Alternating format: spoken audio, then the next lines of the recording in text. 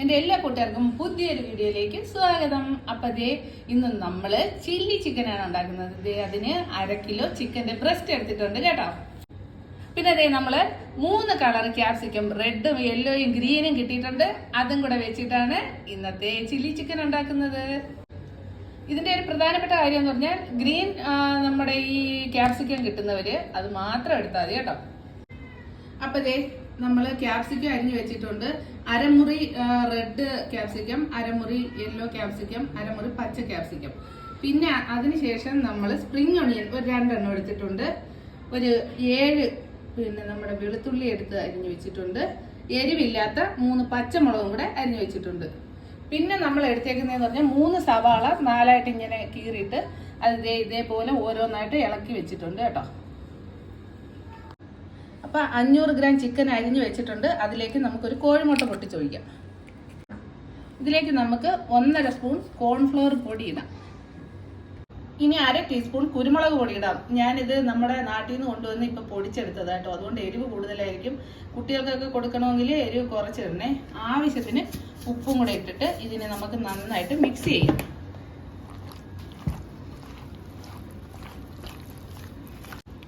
ഇതൊരു 15 മിനിറ്റ് മുതൽ ഒരു 30 മിനിറ്റ് വരെ നമുക്കൊന്ന് ഇത് മാരിനേറ്റ് ചെയ്ത് വെക്കാം.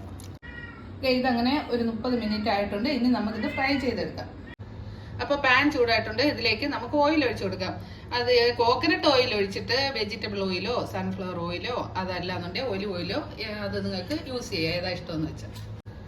അങ്ങനെ നമ്മൾ ചിക്കൻ വറുത്തെടുക്കാൻ ആവശ്യത്തിന് എണ്ണയൊക്കെ ഒഴിച്ചിട്ടുണ്ട്. അതൊന്നുകൂടെ ഒന്ന് ചൂടായിട്ട് വരണം. പിന്നെ നമ്മൾ കോക്കനട്ട് ഓയിൽ ഉപയോഗിക്കുകയാണെന്നുണ്ടെങ്കിൽ നമ്മുടെ ഈ ഉണ്ടാക്കുന്ന ചില്ലി ചിക്കൻ്റെ ആ ഒരു ഫ്ലേവർ തന്നെ മാറിപ്പോകും കേട്ടോ.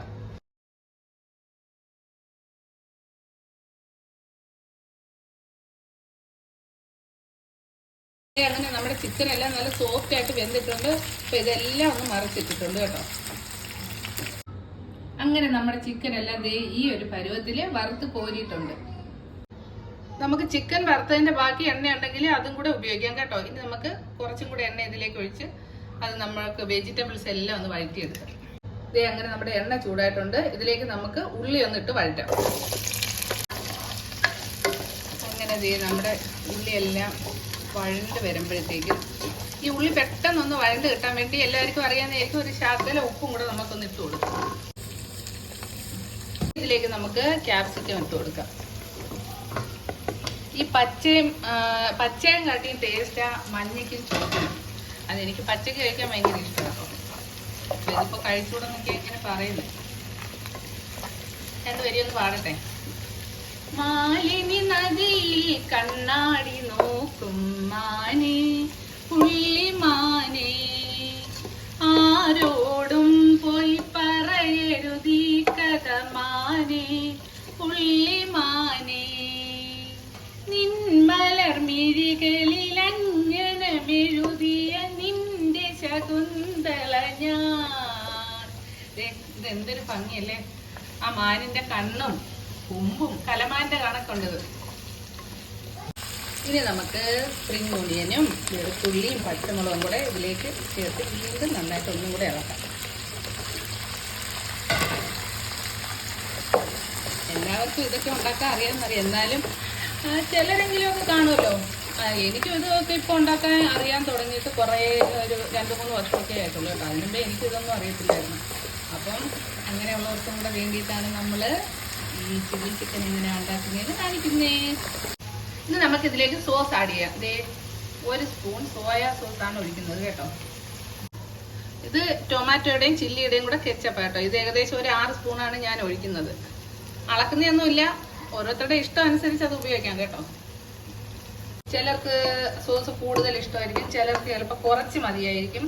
അപ്പം അങ്ങനെ അതനുസരിച്ച് ഓരോരുത്തരുടെ ഇഷ്ടം അനുസരിച്ച് നമുക്ക് ഈ ടൊമാറ്റോ ചില്ലിയുടെ അതൊഴിക്കാം സോസ്. നമ്മൾ ഒരു കാരണവശാലും ജിഞ്ചർ ഗാർലിക് പേസ്റ്റ് ചേർക്കണ്ട കേട്ടോ. നമ്മൾ അതിന് പകരമാണ് ഇതിനകത്ത് വെളുത്തുള്ളി അരിഞ്ഞ് ചേർത്തത്.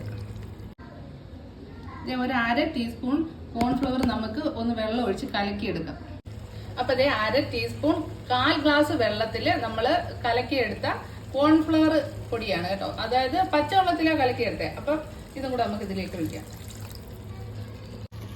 ഇതൊന്ന് തിളച്ച് വരുമ്പോഴത്തേക്കും നമ്മുടെ ചിക്കൻ ഇതിലേക്ക് ഇടാം. അങ്ങനെ തിള വന്നിട്ടുണ്ട്. നമ്മുടെ ചിക്കൻ ഇതിലേക്ക് ഇടാം. ഇതിനിങ്ങനെ നമുക്ക് നന്നായിട്ട് ഇളക്കി കൊടുക്കാം കേട്ടോ. അപ്പം ഉപ്പൊക്കെ ലാസ്റ്റ് നോക്കിയിട്ട് ഇല്ലാന്നുണ്ടെങ്കിൽ വീണ്ടും അതിലേക്ക് ആഡ് ചെയ്ത് കൊടുക്കണേ.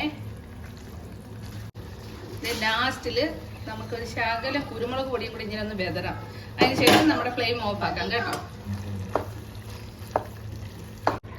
അപ്പൊ ഇതേ നമ്മുടെ സ്വാദേറിയ ചില്ലി ചിക്കൻ ഇവിടെ റെഡി ആയിട്ടുണ്ട്.